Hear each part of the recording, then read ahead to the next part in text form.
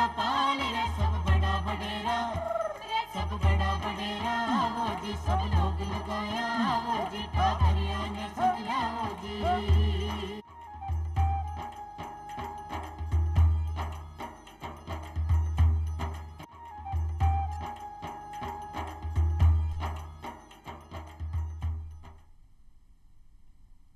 ग्रामीण बहनों और भाइयों राम राम। बहनों और भाइयों, आपनो भारत देश कृषि प्रधान देश है और खेती के साथ साथ में आपा पशुपालन व्यवसाय भी करा। पशुपालन को धंधो बहुत अच्छी करा।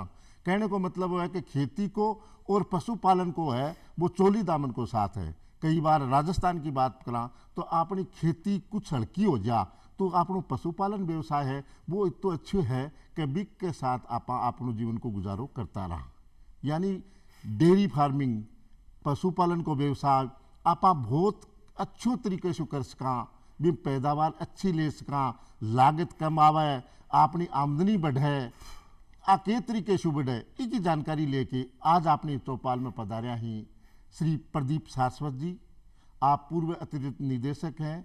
सारस्वत साहब, चौपाल में बहुत बहुत स्वागत है साहब। राम राम साहब। सारस्वत साहब जहाँ बात करी कि आपनो राजस्थान की बात करा तो खेती में कई बार बरसात आगे पीछे हो जा तो खेती पिछड़ जा तो आपने लोगों को, गांव के लोग पशुपालक भैया को या किसाना को, यानी पशुपालन एक ऐसा व्यवसाय है बीच में आजीविका चलती रहे। और बिगम आप खेती के साथ साथ डेयरी फार्मिंग यानी पशुपालन अच्छी तरह से करा तो आज को डेयरी फार्म को कॉन्सेप्ट आयो है वो की इसकी जानकारी दे दो आपने किसान भैया। जग साहब बिल्कुल सही बात कही आपने।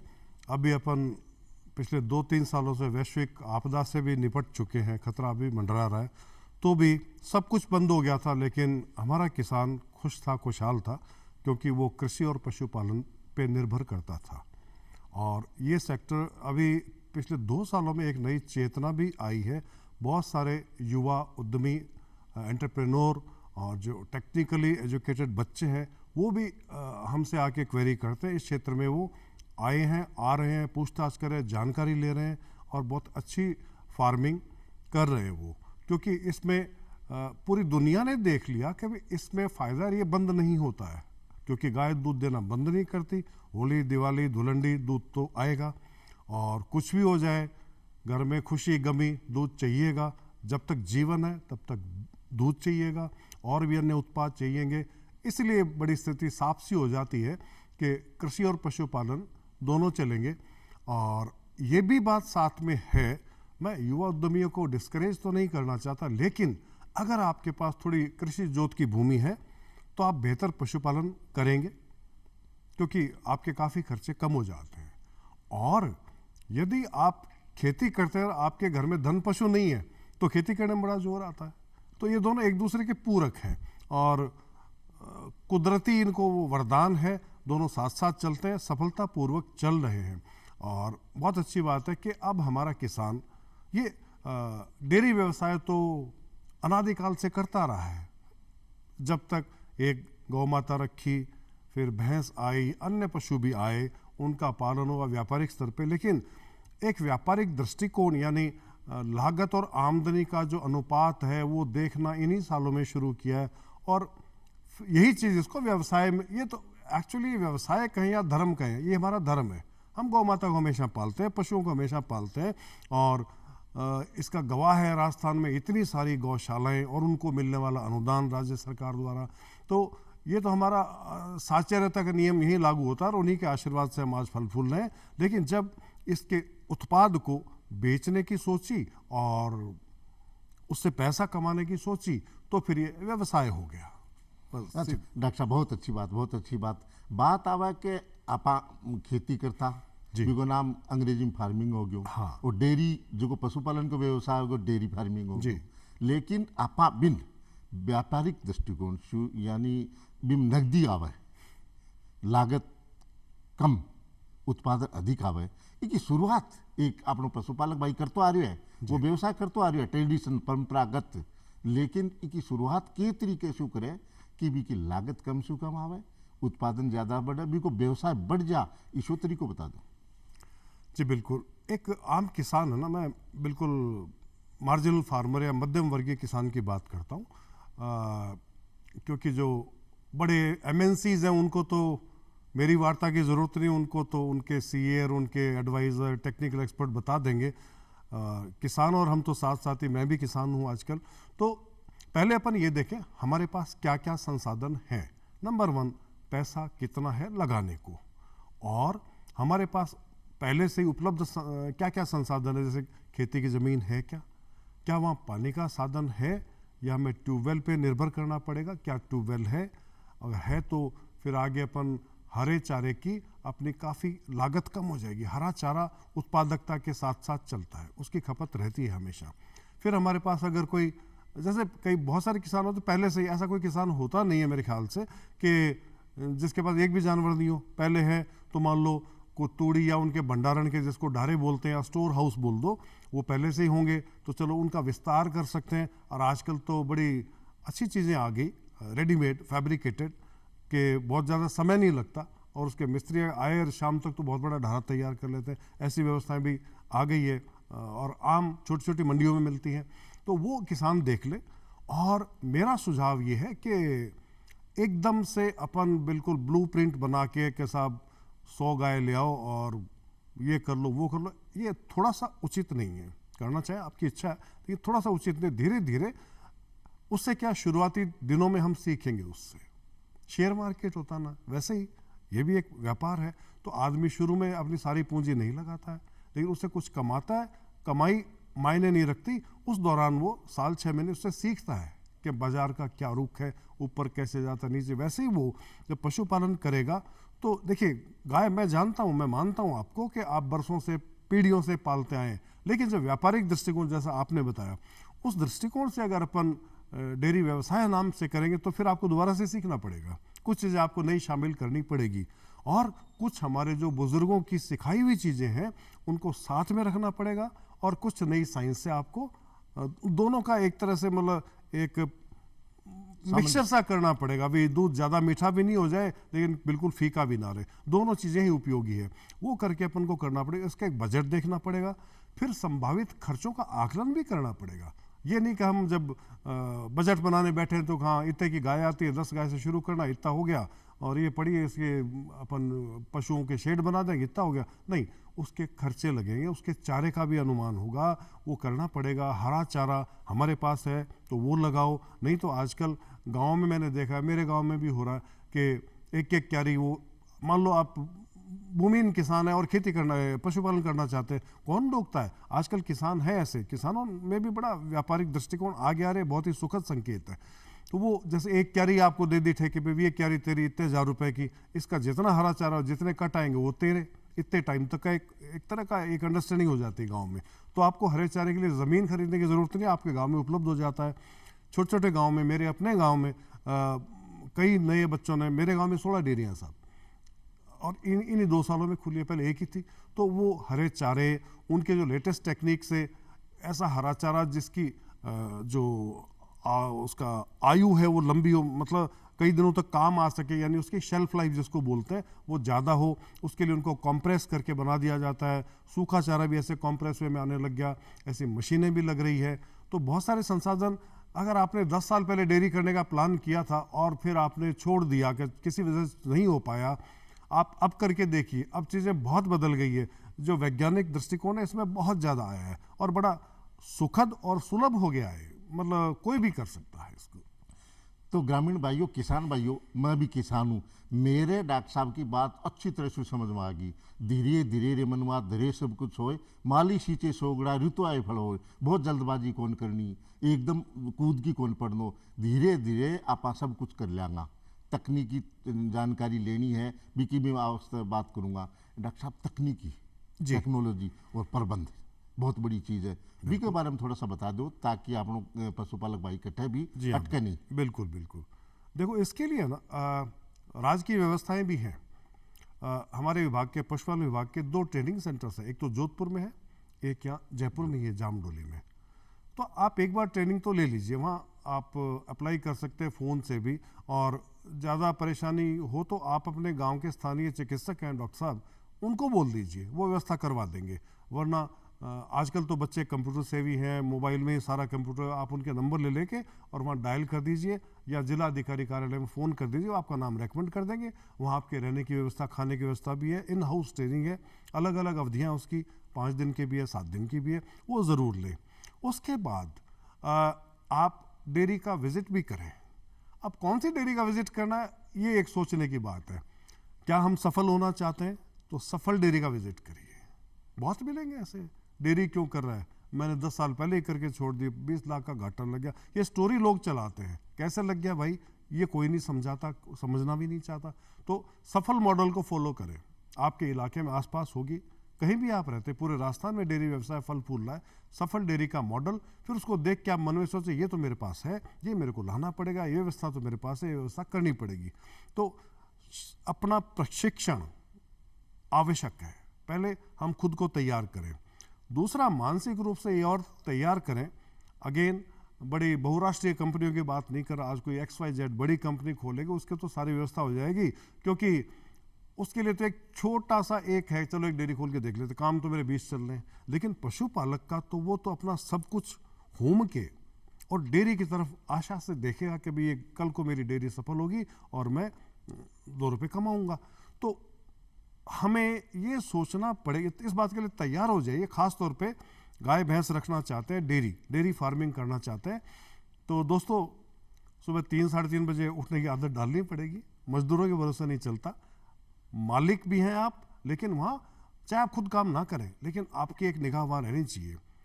जो भी आपके टीम प्लेयर है, जिनको लेबर में नहीं कहता, वो हमारे साथी होते हैं, उनको उठा के गाय को नीर के और दूध धू के और 4:30-5 बजे आपके फर्स्ट सेलिंग पॉइंट, चाहे आप डेयरी में दूध दें, चाहे दूधियों को दे, चाहे किसी हलवाई से आपने कॉन्टैक्ट कर रखा है, या बहुत सारी इंडस्ट्रीज है, प्रोसेसिंग प्लांट आसपास लग गए हैं, तो उस तक आपका दूध पहुंचे जाना चाहिए।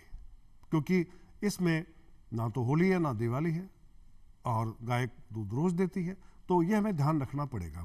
खुद ही करना चाहिए, और खुद करेंगे तो एक तो सीखने वाला काम हो जाएगा, दूसरा आप घाटा कम कर पाएंगे। जब घाटा कम होगा, मुनाफा स्वतः ही बढ़ जाएगा। तो किसान भाइयों, डॉक्टर साहब एक बात बताइए, प्रशिक्षण आपनो टाबर 17-18 साल को सेना में भर्ती हुआ है, बिल्कुल पहले क्यों कौन जाने, और वो ट्रेनिंग से तो एक्सपर्ट हो जाए कि वो देश के वास्ते लड़े। तो कहने का मतलब वो है कि एक बार आप ट्रेनिंग प्रशिक्षण जरूर ले लो। प्रशिक्षण में बहुत ज्ञान हुआ है, 20 आपको ज्ञान चौगुण हो जागो, और आप कट्ठे भी लड़खड़ा हुआ को नहीं, हमेशा लाभ को काम करोगा। डॉक्टर साहब, बात आगे आवा कि आपने राजस्थान में थोड़ा सा पशुधन तो बहुत ज़्यादा है, लेकिन दूध को उत्पादन बहुत कम है जी। तो भी कमा दूध को उत्पादन बटे नस्ल सुधार करना पड़ेगा, या के तरीके से दूध की बढ़ोतरी हो है, ये जानकारी दे दो। जी बिल्कुल। देखो, कुछ बात आपकी सही है, लेकिन कुदरत भी अपना काम करती है। मैंने देखा हुआ है, मेरी वहाँ पोस्टिंग रही है बाड़मेर में, तिलवाड़ा में, बड़े बड़े बाड़े हैं, उनमें गायें ही गायें, और इन्वेस्टमेंट क्या था, उन गायों को दूध दो के सुबह छोड़ देते, वो कहीं जंगल में चरे आती थी और शाम को फिर दूध निकाल लेते थे। तो लागत तो मान लो कुछ भी नहीं, और जो था वो मुनाफा था, कोई 2 किलो दे रही है, कोई 2.5 किलो दे रही है, उसमें उनको संतोष था और काम भी चल जाता था। आज भी तिलवाड़ा का मावा पालोत्रा की मंडी में आता है, दही आता है, आज भी बड़ा प्रसिद्ध है। लेकिन धीरे धीरे ये राजस्थान में भी हो रहा है, पंजाब में सबसे पहले हुआ कि जोत कम हो गई, तो इतने सारे जानवर रखने चरागाह नहीं रहे, जो अपने पुराने लोगों ने, बुजुर्गों ने चरागाह के लिए अलॉट की, वो भी किन्हीं कारणों से कम हो गए, है ना। तो अब कुदरत भी अपना काम करे, पशुपालक भी समझने लग गया कि यार ज़्यादा गायें रखेंगे उसके बजाय अच्छी अच्छी कम गायें रख लें, ताकि एक तो उनकी जो सेवा है, जिसको खेचड़ बोल देते हैं, वो कम करनी पड़े। भाई एक तो आपने 50 गायें जो 2-2 किलो दूध दे रही है वैसी रख ली, एक आपने 10 गायें 18-18 किलो वाली रख ली, तो एक गाय की सेवा तो उतनी करनी पड़ेगी, तो वो खेचल वाला पार्ट कम हो जाता है और इन्वेस्टमेंट भी कम हो जाता है, लागत कम हो जाती है और शुद्ध मुनाफा बढ़ता है। अब यहाँ बात आई कि भाई गाय का दूध कैसे बढ़े, तो साहब ऐसा कोई शॉर्टकट नहीं होता, और ऐसा होता तो आप और हम 20-20 गाय रख लेते हैं, वो सीक्रेट मेरे पास है ना, तो मैं उनको वो चीज़ देता। ऐसा नहीं होता, ये समग्र प्रयास होते हैं। दरअसल ये शुरू होते हैं, आपने गाय की नस्ल कौन सी सिलेक्ट करी। जैसे अभी जो युवा है ना, वो जैसे हनुमानगढ़ गंगानगर एरिया में साहिवाल एक बहुत अच्छी है खबर कि आजकल बड़े शहरों में बड़े लोग में, जिसको अभिजात्य वर्ग कहते हैं, एलीट क्लास कहते हैं, या जो स्वास्थ्य के प्रति जागरूक है लोग हैं, उनमें देसी गाय, स्पेशली राजस्थान में अपने साहिवाल इस एरिया में, बाकी अपने जयपुर में, भीलवाड़ा, अजमेर, पुष्कर, इधर गिर, इसका बड़ा चलन हो रहा है। अच्छे अच्छे फार्म हो रहे हैं और 50-50 किलोमीटर दूर फार्म कहीं है, वहाँ से प्रोसेस होकर बॉटल में मिल्क आपके यहाँ भी आता होगा, मेरे यहाँ भी आता है, उसकी रेट अच्छी मिल जाती है ना। तो ये बहुत अच्छी खबर है। आप कौन सी नस्ल का चयन करते हैं ये बड़ा इंपॉर्टेंट है। आप अपने दिमाग में सोच लें मेरे को देसी का काम करना, तो फिर आप इलाके के हिसाब से जयपुर अजमेर में आप गिर का कर सकते हैं, आगे भीलवाड़ा तक। आप बाड़मेर एरिया में तो थारपारकर वहाँ की बहुत अच्छी ब्रीड है, वहाँ के जलवायु को भी सहन करती है, और इधर साहिवाल बहुत अच्छी ब्रीड है। फिर आप अगर संकर नस्ल की, जैसे हॉलस्टीन है और जर्सी है, ये बड़ी पॉपुलर है, और ब्रीड अपने यहाँ कम है, ब्राउनसिस वगैरह इतनी नहीं होती। ये चारों ब्रीड बड़ी लोकप्रिय है, और लोकप्रिय इसलिए कि मुनाफा देने वाली ब्रीड है। तो देखिए यहाँ थोड़ी सी चूक ये हो जाती है कि हमारा पशुपालक, मैं हमेशा एक उदाहरण देता हूँ, जैसे मैं हूँ या आप हैं, आप और हम एक नौकरी करते हैं, रूटीन का काम करते हैं, हम क्या खाते हैं क्या नहीं खाते ये कोई रिकॉर्डेड नहीं है, उसकी हमें कोई शीट नहीं मिलती है कि भाई आपको इतना प्रोटीन लेना, जो घर में बनाओ खा लिया, व्रत है उस दिन नहीं खाया, दूध पी लिया वगैरह वगैरह, हम ऐसे जीवन जीते हैं। लेकिन अगर आपका बेटा इंडियन क्रिकेट टीम में, इंडियन वॉलीबॉल टीम में, इंडियन कबड्डी टीम में या किसी प्रतियोगिता में जाता है, सेलेक्ट हो जाता है, तो वो चैंपियन बच्चा हो जाता है, उसका डाइटिशियन होता है, उसका जिम ट्रेनर होता है, इसको कितनी तो ट्रेनिंग देनी है, इसकी डाइट क्या होगी, कितना प्रोटीन चाहिए, है ना। यहाँ हमारा पशुपालक थोड़ी सी चूक कर जाता है, वो जानवर तो ले आता है इंडियन टीम टाइप के बहुत अच्छे परफॉर्मर, अच्छे दूध वाले, और वो डाइट कहता है भाई ठीक है पहले से देते आ रहे हम तो, मतलब जो पहले से हमारे बुजुर्गों ने सिखाया, इतना हरा इतना चारा और सूखा चारा, थोड़ा बांट भी दे दिया, कभी गुड़ दे दिया, तो धीरे धीरे करके होता है क्या, एक असंतुलन पैदा हो जाता है अंदर। क्योंकि आप जानते हैं जो दूध से रिलेटेड जो ग्रंथियां, हार्मोन है, वही प्रोडक्शन से रिलेटेड है, उनमें कहीं इम्बैलेंस हो जाता है, वो फिर हार्मोन प्रॉपरली सिक्रीट नहीं होते, शरीर अंदर से अपनी जो एक्टिविटी है, जो अंडाणु बनना, हीट में आना, समय पे हीट में आना, कंसीव होना, बच्चे को रखना, ये सारा हार्मोन्स का खेल है, वो समय पे नहीं होता तो एक असंतुलन हो जाता है। फिर हमारा पशुपालक कहता है हाँ गाय लाए तब तो ठीक थी, पर ये तो ना फिरने लग गई। फिर एक और चूक करता है कि वो व्यापार करने की तो ठान ली, व्यापारिक दृष्टिकोण नहीं अपनाया। जैसे अपना सीए है, वो अपनी फाइल करता है, तो उसमें मान लो व्यापारी की गाड़ी 3 साल इस रेट में थी, आज उसका डेप्रिसिएशन ये हो गया, वो इनकम टैक्स में शो करता है और उसका मुनाफा लेता है। लेकिन हमने मान लो 1.5 लाख की गाय खरीदी और फिर 1 साल दूध पिया, कमाया, फिर अगले साल वो फिरने लग गई, तो वो ढंग से इलाज भी नहीं कराता, फिर वो कहता है इसको तो निकाल दो अब कहीं, वो किसी छोटे फार्मर को या किसी को बेच देता है। वो कितने में बिकेगी, वो मुश्किल से 25-30-40 हज़ार में बिकेगी। वो जो घाटा है ना भाई, इतने की तो मैं लाया था, इतने इससे कमाए नहीं और इस बेच दिया, तो ये डेप्रिसिएशन है ना। हमारा फार्मर, हमारा पशुपालक भूलवश या भोलेपन के कारण उसको काउंट ही नहीं करता है। तो ये बहुत बड़ा घाटा है जो अंदर ही अंदर डेयरी फार्मिंग को दीमक की तरह खाता है।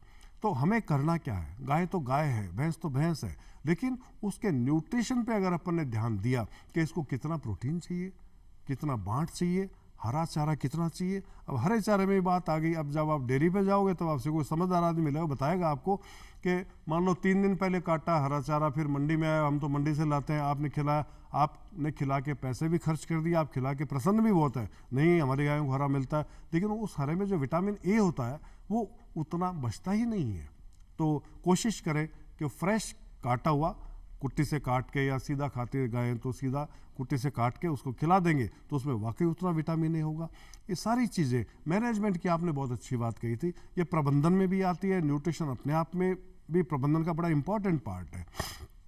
बहुत छोटी छोटी चीज़ें आती है, समय पे टीका लगाया कि नहीं लगाया आपने, आपकी फिर हिसाब रखना पड़ेगा।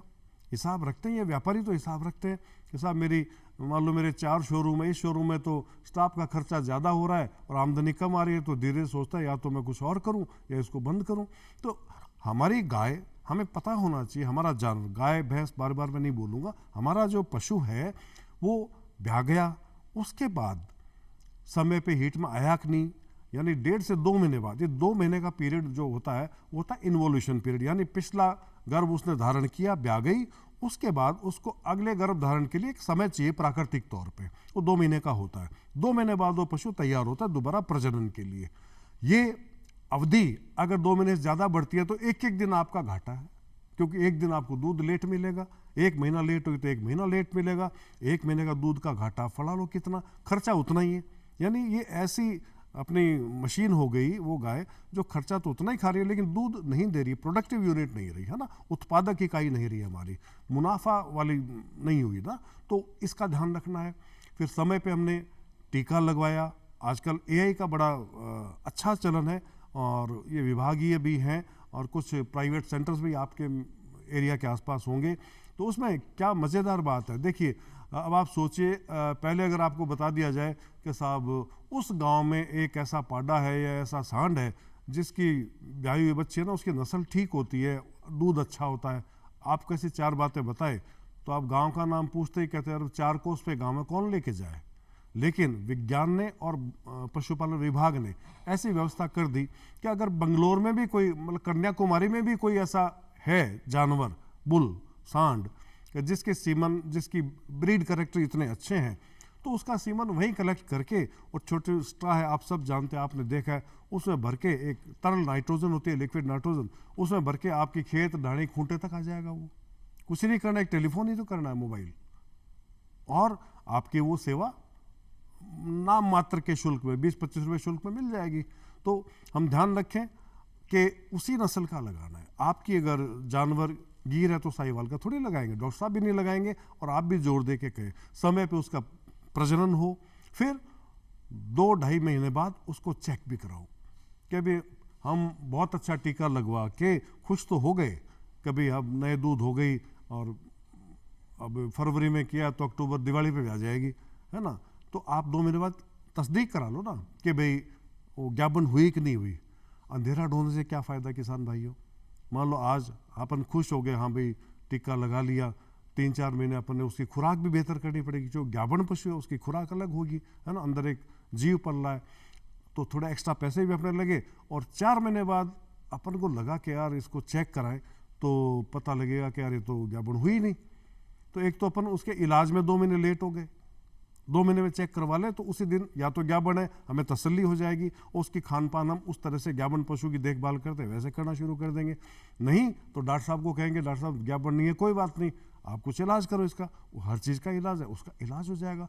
ये छोटी छोटी बातें हैं ना, इसको तकनीक कह लो, प्रशिक्षण कह लो, पर इनमें सीधा सीधा पैसे की चोट लगती है पशुपालक को, और ऐसी 10-12 बातें, 10-12 ऐसे कारक होते हैं, वो मिला के और वो कहीं ना कहीं पिछड़ जाता है, फिर वो एक और पैदा हो जाता है, कहाँ भी ये डेयरी मैंने भी करी थी 10 साल में इतना घाटा हो गया, है ना। तो घाटा गौ माता कहाँ घाटा देती है, पशु कहाँ घाटा देते, नहीं देते, कभी नहीं देते। पशु तो ऐसा बढ़िया जीव है, ईश्वर का भेजा हुआ, आप अगर 1 रुपया लगाओगे आपको 10 रुपये पैदा करके देगा। बस थोड़ा सा खुली आँख, थोड़े खुले कान रखने की आवश्यकता। डॉक्टर साहब आर्थिक मदद की बात करा आप, एक पशुपालक भाई आर्थिक रूप से उसका मजबूत नहीं हुआ है तो भी कोई अनुदान मिल जाए, कोई सस्तो ऋण मिल जाए, भी की जानकारी हो जाए। हाँ बिल्कुल बिल्कुल, हर तरह की योजना, आपका डेयरी का साइज क्या होगा और उसकी सबके लिए आपको ऋण है, और कई चीज़ों में स्कीम के हिसाब से अनुदान भी है उसमें। इसके लिए आप एक काम करें, अब तो ये भी हो गया पिछले साल से, जो केसीसी है, किसान क्रेडिट कार्ड, जो सिर्फ खेती के लिए ही माना जाता था, भाई आपको बीज है, पेस्टिसाइड है, कुछ और कामों के लिए ऋण लेना तो केसीसी से मिल जाता था।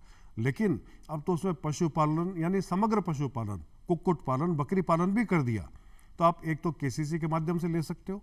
दूसरा, आप एक काम करें, हर जिले में एक लीड बैंक होती है, अग्रणी बैंक, अलग अलग होती है वो, कहीं बैंक ऑफ बड़ौदा, कहीं पंजाब नेशनल बैंक है, कहीं एसबीआई, कोई भी, वहाँ आप जाएं। ये नाबार्ड के प्रतिनिधि होते हैं वहाँ पे, उनको डिस्ट्रिक्ट मैनेजर बोलते हैं, और उनसे आप मिलिए। अपने जिले जयपुर आने की आवश्यकता नहीं है, वहाँ मिलिए, नज़दीक के डॉक्टर साहब से मिलिए, तो वो आपको बताएंगे कि आपकी जो इच्छा और आपका बजट है, आपकी जो उपलब्ध संसाधन है, उनके हिसाब से आपको क्या करना उचित रहेगा। वो आपको सलाह भी देंगे और वो आपको सारी फॉर्मेलिटीज़ बता देंगे, भाई आपको कौन से कागज़ लगाने हैं, कितने आधार कार्ड, पैन कार्ड, जो भी लगाना है वो आपको बहुत सही से सलाह देंगे। हर ज़िले में एक लीड बैंक मैनेजर होता है ना, डिस्ट्रिक्ट मैनेजर होता है, नाबार्ड का कोई लीड बैंक होता है, वहाँ आप जाइए और सारी जानकारी एक उनको कह दो कि भाई साहब हमें एक बार में बता दो, मैं लिख लेता हूँ कि ये चीज़ें चाहिए, बाद में ना चक्कर कटवाना, मैं सारी पूरी करके लाऊंगा, फिर मेरे को बताओ।